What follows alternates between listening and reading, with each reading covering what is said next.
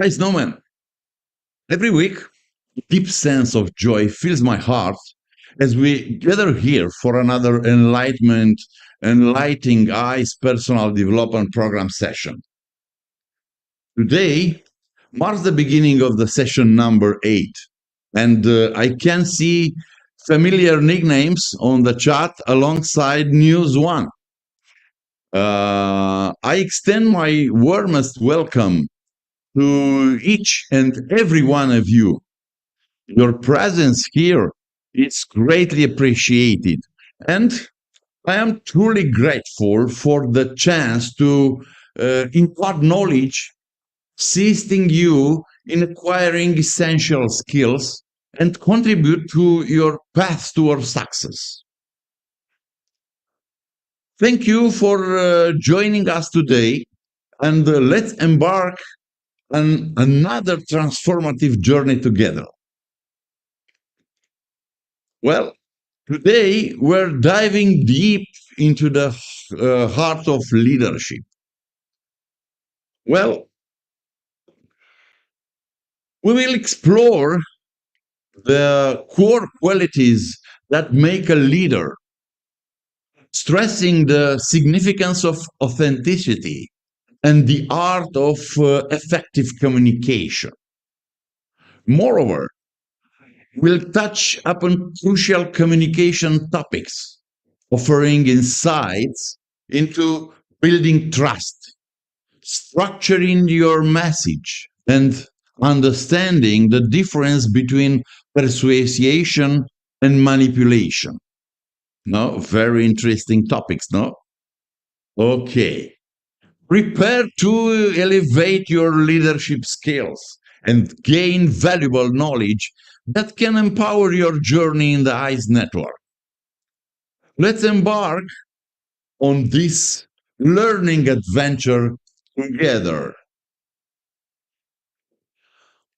Well, the leader possesses knowledge, abilities, willingness, and capacity to take action. Without knowledge, leadership is impossible. You can't make efforts and dedicate yourself to people if you don't want to commit, and if you don't do or demonstrate, you don't be a leader. A person can have knowledge, but may not be able to make efforts. It's possible to possess his knowledge and be able, but not to want to make efforts. You can possess knowledge, be able, want to, but many not have the ability to materialize, to prove, and demonstrate that you can achieve. Let's not be fooled by false leaders. We have evolved. At the same time, maybe you want to become a leader yourself. You should know that it's not just the criteria mentioned above. Perhaps the most important quality as a leader is empathy. Remember that we talked about empathy in our first session. I would like to revisit the discussion about empathy and why it's so important in the context of leadership. People follow a leader. They seem, they see a leader and they feel a leader. Well, People start by giving him a base of trust, minimum trust. It might be small, but just enough to make others listen to him. If we talk about a higher level of trust, like the trust of a friend or a relative enjoys, then things are much simpler. Remember that last time we said that trust is hard to build and can be lost very quickly. However, if you are addressing people who have minimal trust, enough to listen to what we say, then we're talking about the trust base. We have a scale from 0 to 100, where 0 is no trust and maximum distrust, and 100 means maximum trust and 0 distrust. Well, then this minimal trust base should be somewhere around 20%. This is the minimal trust you start with. Can be given by your professional profile. For example, if you have expertise in the financial field,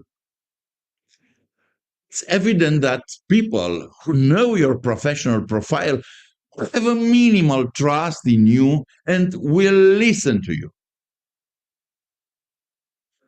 On the subject of communication, we will have several sessions here at the ICE Personal Development Program over time. I decided to start with this topic today because I noticed there is a need.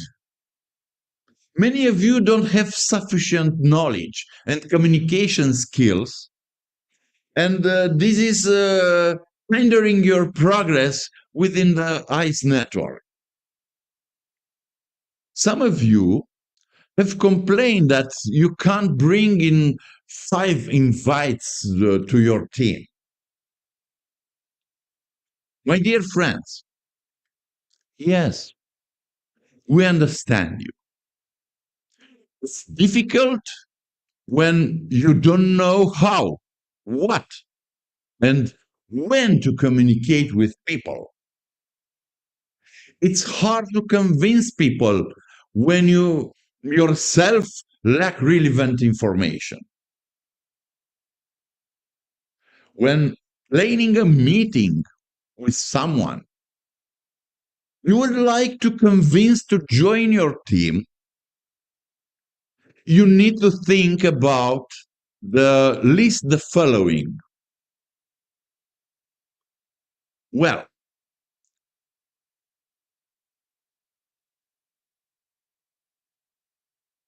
okay, now the trust base. How do you manage to get minimal trust that makes the other person listen to you? You get this by highlighting your professional profile or your moral profile or, I don't know, family profile or combination that generates that minimal trust. You must understand that you must not exaggerate. You must not exaggerate or flourish anything. You just have to get his attention. Maybe you just tell him about your experience in this field. Maybe just tell him about your experience in verifying any project you enter. Tell him about the doubts you had before entering this project, about how you gained confidence in this project, about how the project convinced you that it's valuable. Yes? Remember that when you tell from your own experience, you are authentic. Authenticity is what creates trust. When you're authentic, when you speak about your own experience, you instinctively use all the resources and communication skills that you have. When you're authentic, you convey emotion, and the interlocutor perceives this and grants you trust. Provide the interlocutor with some information about yourself, your professional history, your professional background, or your experience gained in this field. This will convince them to grant you that minimum trust base. If you have obtained this trust base, you can proceed. It means you have a partner with who can communicate. Well, the double Q, quality and quantity of information transmitted. What information do you convey? This if you have enough information and if you have it well structured. You can't gain trust if you don't give relevant information. You won't convince anyone if you just say that this is an airdrop project. Airdropping projects are short-term projects. Only now you will earn from an airdropping project. In the long run, you will not have a benefit. Your goal is not about short term. It is medium and long term. You have to convince him that it is in his interest to join a project that has a future. Transmit information about the future of the project. Transmit that information that will generate confidence in the future, not in the short term. Do not transmit information that is of the type, mine now, and in 3 months you'll earn, I don't know, so many dollars. This does not create trust. Show people that this is an opportunity that can change their lives, can ensure stability and prosperity in the future. But you need information. You need you to know a lot about this project.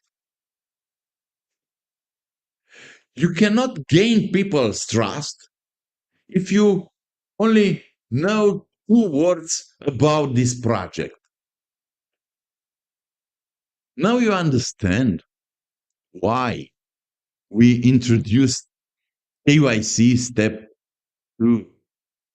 Why we emphasize knowing as much as possible about the project. Well, communication channels. You can transmit the information about the project orally, directly, face to face, or orally through video streaming platforms, or video in real time, live, through WhatsApp or other platforms, or recorded audio video messages, or pure and simple written messages, emails, websites, or other. It's important to analyze which way of transmitting information separately and to customize according to the types of signatories. In a way, you structure and compose the message sent directly in a meeting with the subject. Otherwise, compose the message for a video or an audio transmission path. Even more so for a written message, for sure. Tailor the message according to the medium of transmission, the channel of transmission, and the recipient. It is essential. Well, the communication mix. We will talk about the verbal, paraverbal, and non-verbal communication. If we talk about verbal communication, simple. There is written or oral verbal communication. Both refer to expressing the message through words. When communicating with others, the message must be clear, properly structured, and tailored to the person for whom it is intended to. For effective verbal communication, familiar expression must be used. Well, non-verbal signs involve conscious and unconscious forms of action, but also physical characteristics through which the individual leaves an impression on the environment. The physical characteristic of the speaker and the speech without words have a very important influence. One minute, because I have a very, very little problem. Again, a technical problem. Well. It's solved. Okay. Well,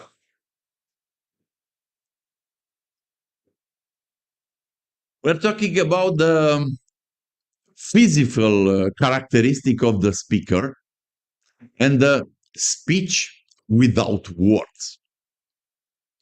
The speech without words have an important influence on the creation of the recipient's opinion of the speaker, even before the oral interaction begins.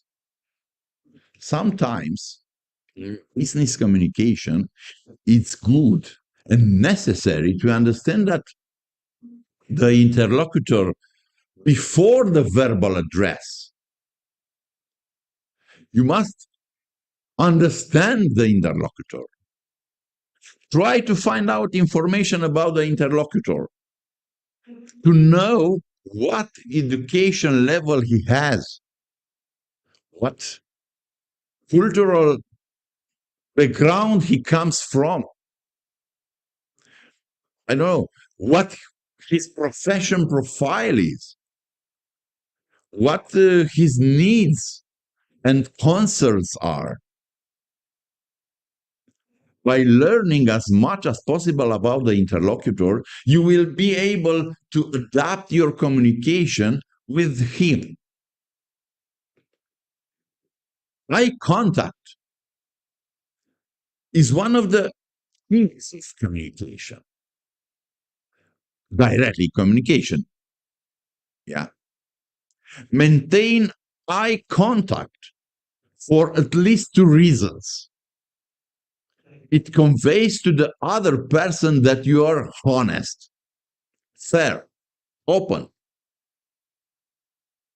The second reason, it allows to observe the other's reactions. Of course, this second reason is valid only in case of direct face-to-face communication. It is said that the eyes are windows to the soul. It's very, very true. Eyes, windows to the soul. Be honest. Don't communicate false information to the other person. Don't lie. Don't exaggerate. Transmit that information that you believe in. This will do wonders. If you believe in something, you will give the message a strong emotional charge that will reach the interlocutor and be perceived as such a very strong message. But we talk about that a little later. Always observe the interlocutor.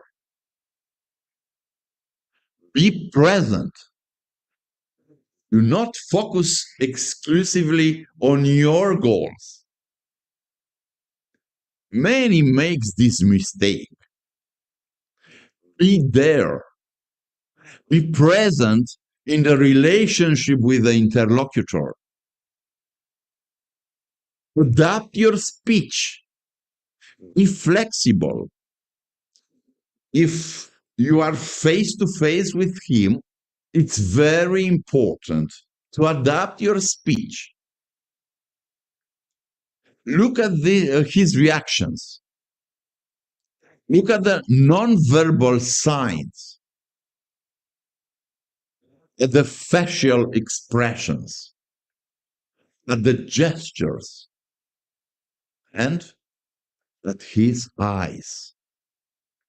In turn, be congruent. What does means? What you express verbally, you must also express non-verbally. Gestures, facial expressions, tone of voice, vocal inflections, emotional experiences. In vain, I will tell an interlocutor about the growth of the eyes.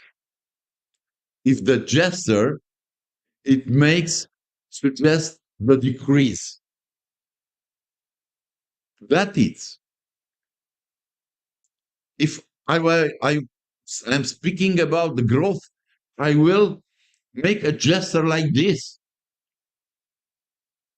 If I am speaking about a growth and make a gesture like this, it's confusing. Even if he doesn't realize consciously, his subconscious registers the incoherence between the two messages transmitted by you, and then the lack of trust appears. Many times, the interlocutor does not even realize where his lack of trust came from. Another issue, very, very important. Keep your smile. Not a forced smile, not that, I don't know, professional smile we're all tired of. No, a real smile.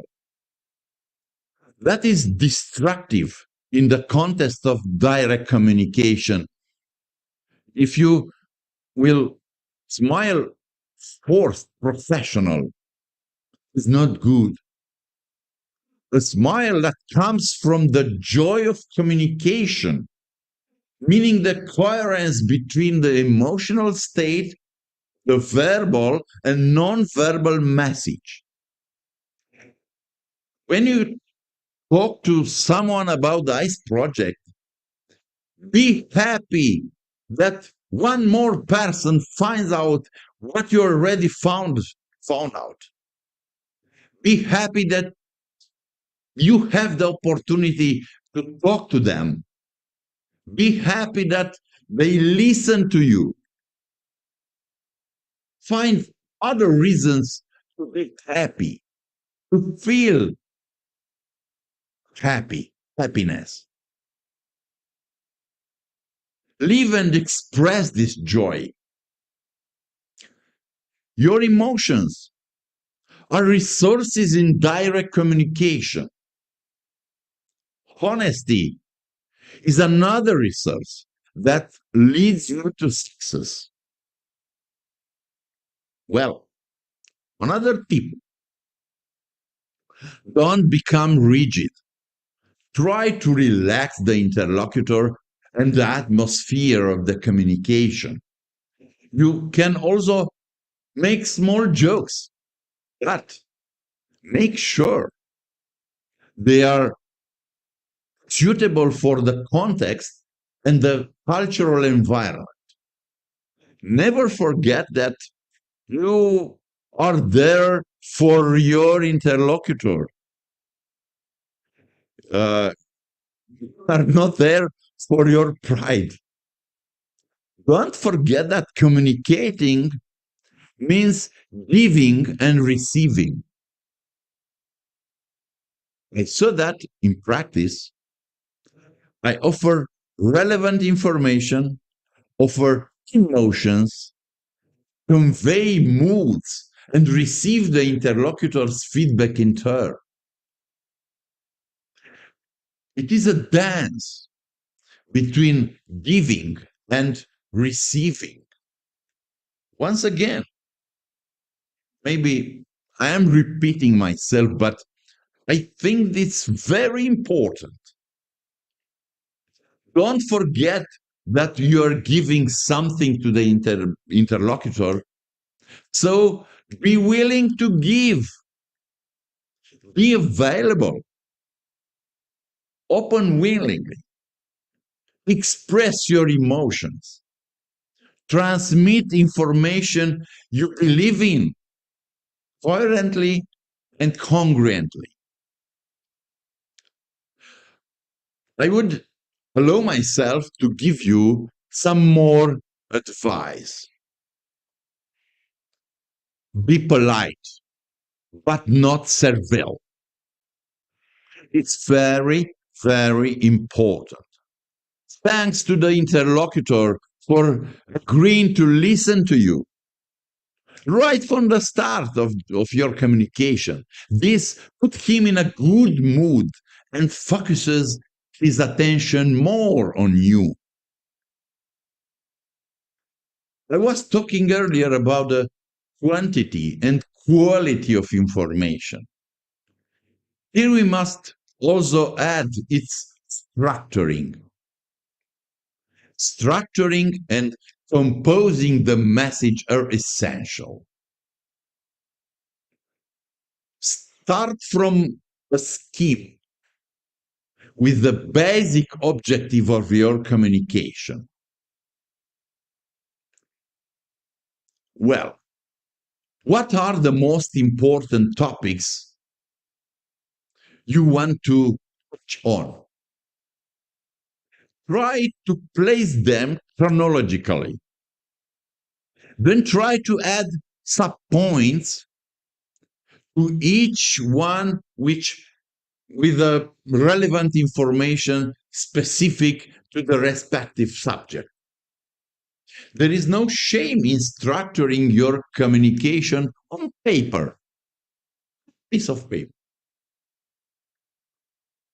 Once this structure is created, it can be adapted to other interlocutors, customized to the profile of each interlocutor. Do not forget that an essential element is that you must have enough information before trying to structure it. The first step is to read, to document yourself from our website, from our videos. If you do not have enough information or their quality of information is very poor, or they are poorly structured, the communication will be of poor quality. Another important element is understanding the interlocutor's needs. I want to ask you the questions. Do you know the difference between persuasion and manipulation? Do you know? Okay. Read, please, write on the chat. I challenge you. Think about the difference between persuasion and manipulation. Write on the chat now. What is the difference between persuasion and manipulation? Well, persuasion is the art of convincing someone to do or choose something by knowing and respecting their needs. Again, persuasion is the art of convincing someone to do or choose something by knowing and respecting their needs. That is, if I know that you need a certain type of product, I can convince you to choose such a product, taking into account your needs. Persuasion has an agenda insight without lying or misleading the subject or the truth. Manipulation does not take into account the subject's needs, ignores them, has a hidden agenda. Manipulation involves lying and, I don't know, omitting the truth. Through manipulation, we want to obtain a result regardless of whether the subject needs or not. In the case of persuasion, not only do we know and obey the need of the subject, but the most important thing is that we do not use a form of lying or omitting the truth. In any communication regarding eyes, do not use manipulative techniques. Don't lie and don't hide the truth. Always take into account the needs of the subject. Well, the entire ICE construction is based on transparency and trust. Both of them exclude manipulation, lying, and omission of the truth. Trust cannot be built on this lying and omission of the truth. Cannot be built. We are ties. We are building. Every building has a foundation. Our foundation consists of four sides, namely the four basic principles: transparency, trust, power of the many, and lessons learned. One of these four basic principles reveals an aspect less addressed here in the ICE personal development program: the power of many.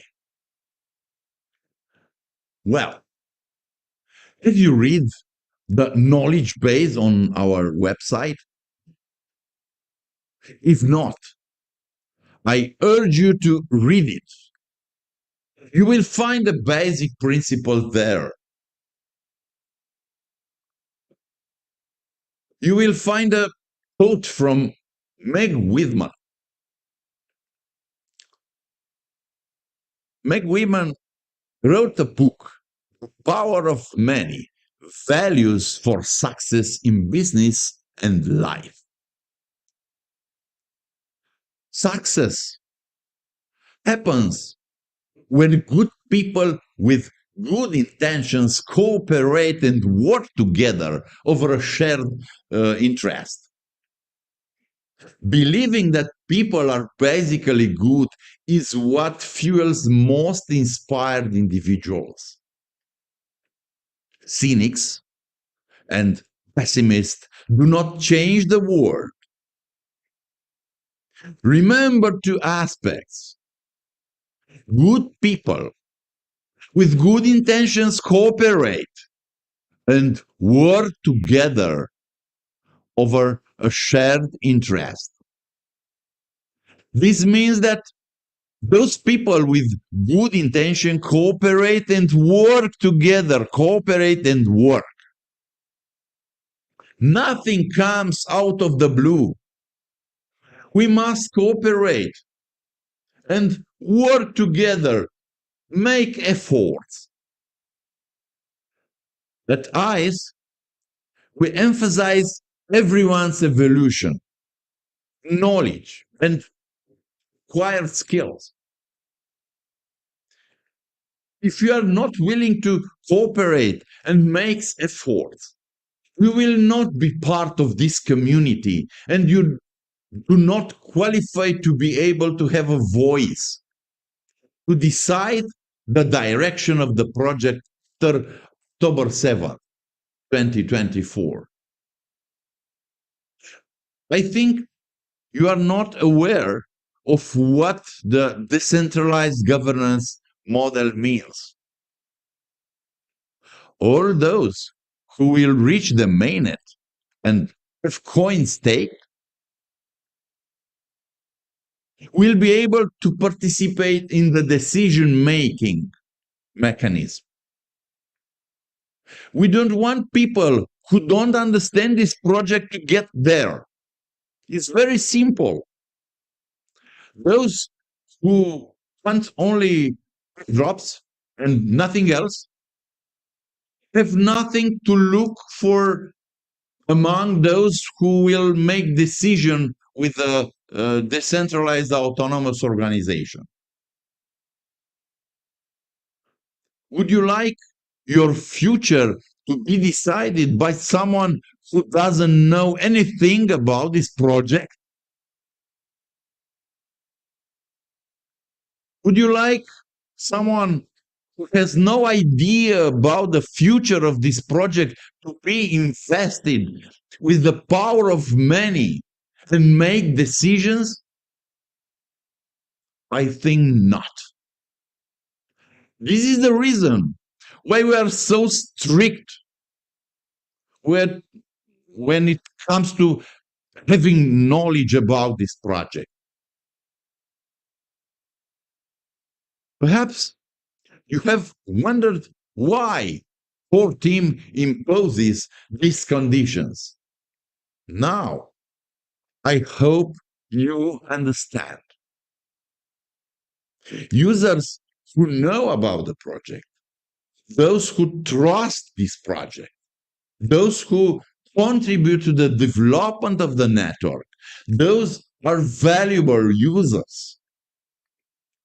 Those who only want an airdrops, this is not the place for them. We believe that people are basically good, but this means that they have a beneficial potential, that they can show their goodness. Instead, it does not mean that they will be involved. They will want to learn, that they will want to make efforts. Maybe some want the apple to fall on their head, like Newton's apple. Do you remember the story about Newton's apple? At least Newton understood something from the incident with the apple. Some don't want to learn anything.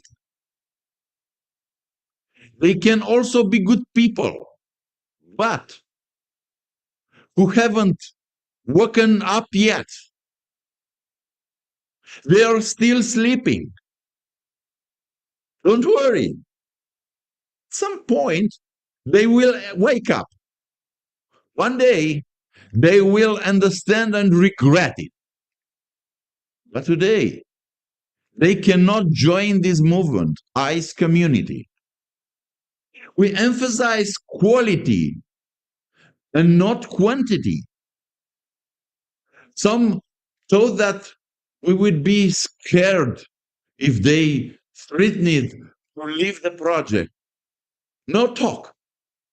Have a good trip.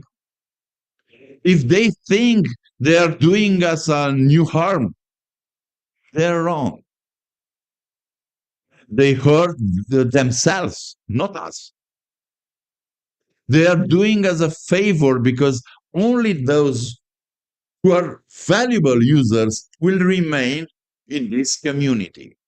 Therefore, this concept of power of the many refers to the power exercised by those who have that educational background, have the will to learn and trust the project. They will have the power to decide the future of the ICE network. Here, I am not referring only the validators. I mean ICE network users, those who are the many. Well, my friends, in few days, KYC step 1 will start. Although I've talked about it before many times, I will repeat it again for those who still haven't understood. ICE network does not allow the existence of bots, multiple accounts, and I don't know, generally speaking, no cheating method. This distribution must be fair, correct, and under the same condition for everyone. This is why we have implemented these KYC procedures. Well, KYC step 1 is face recognition procedure.